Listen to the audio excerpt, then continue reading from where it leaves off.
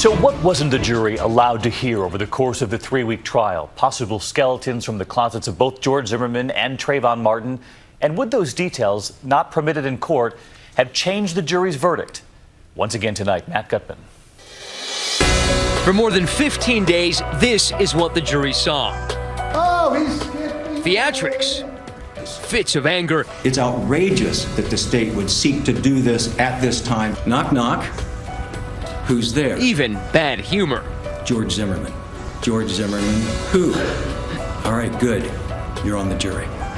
But what didn't those 6 female jurors hear, and why? The judge excluded a number of negative personal items about Trayvon Martin. For a year, the defense team desperately wanted the jury to see what it called 17-year-old Trayvon Martin's checkered past, like those 3 school suspensions, including one for having been caught with traces of pot, and another for allegedly having burglary tools in his backpack.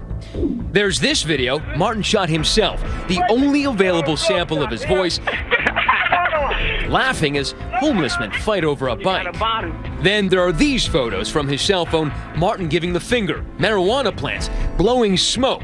But the judge said, no dice. The only reason to introduce that picture would have been to smear Trayvon Martin, and that's not what this case is about.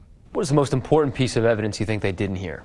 Well, I think that they had the right to hear about Trayvon Martin's past that was shown as far as him fighting. Zimmerman's defense attorney, Mark O'Mara, is talking about text messages in which Martin boasts he could knock a man down with a single punch. I lost the first round, but won the second and third, he wrote. I'm not done with this fool. He's going to have to see me again. But Zimmerman had skeletons in his closet, too. Eventually, prosecutors would lose their bid to introduce a prior accusation of domestic violence.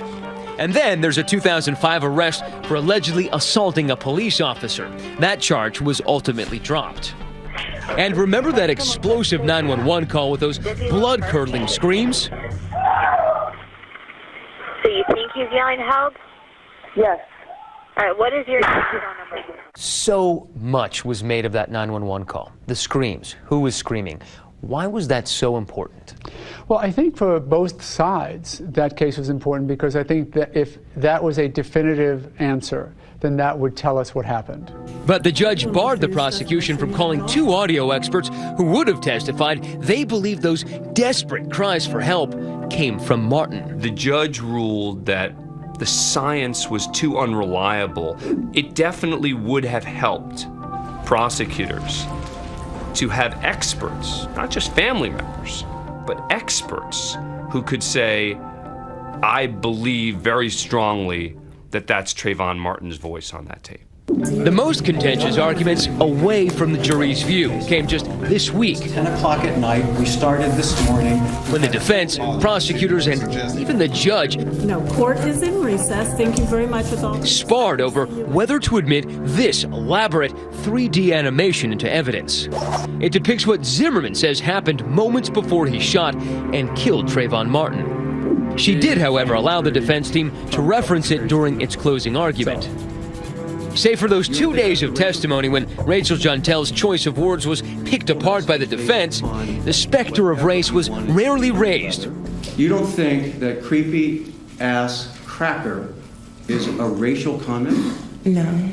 For jury members, that was all just an unspoken whisper until the prosecution's closing argument. So when you profile somebody incorrectly, when you automatically label him a criminal because he's acting in your mind, and in his mind, as suspicious because he's wearing a hoodie. But banned from the courtroom was the actual phrase, racial profiling. There's no question that there's an undercurrent of race and that these jurors are very familiar with the fact that the prosecution believes Trayvon Martin was targeted because he was black.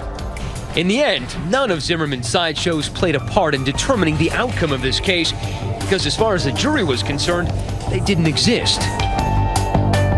So many opinions about this not guilty verdict tonight for George Zimmerman. Many of you have been tweeting me at David Muir. We hope you'll continue to tweet us. Use the hashtag ABC2020.